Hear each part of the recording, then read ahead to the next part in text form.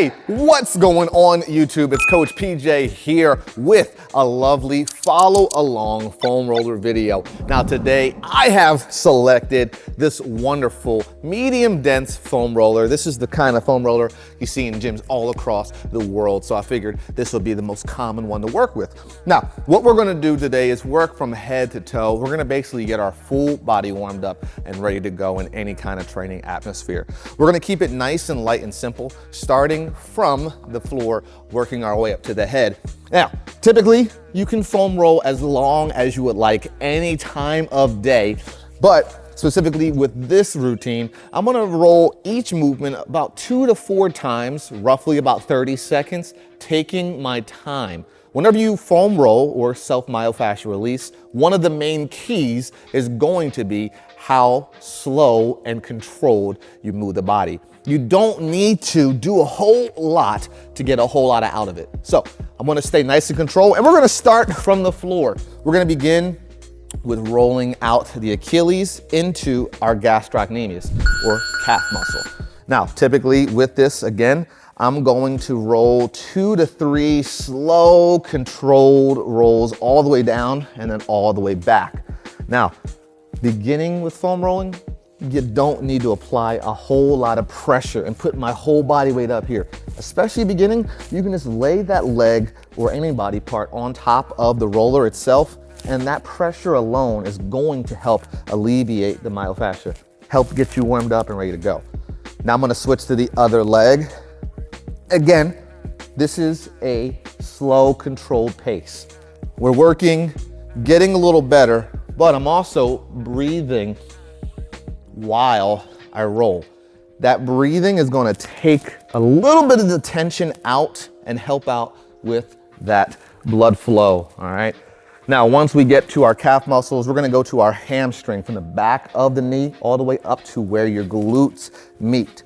When you get started, if you just roll with the foam roller by itself, a lot of athletes aren't gonna get the most pressure, right? So what we'll do is lift up and place that other leg across the knee, kind of pressing down with that lead leg on top of my rear leg, driving all the way up until that hamstring meets the glute.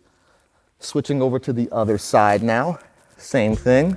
Ooh, I'm a little sore from yesterday's leg day, so I'm gonna now put that pressure on, breathing and engaging that core. Now, when you've been foam rolling for some time, you'll start to notice, obviously, that as soon as you begin, you're beginning to work and get that blood flow going. You're gonna start that, you might even sweat a little bit. That internal temperature is gonna increase, and of course, you'll start to realize that these muscles are getting a whole lot more flexible and limber. I'm gonna go onto the side of my IT band now, right, all the way into that hip. Oh, this one is a really sore muscle for a lot of people. Again, I'm gonna now put my foot onto the ground and lift up a little bit, putting a little more pressure onto those hip bones and joints. Oh, and these muscles. Same exact thing. I'm gonna go onto the other side.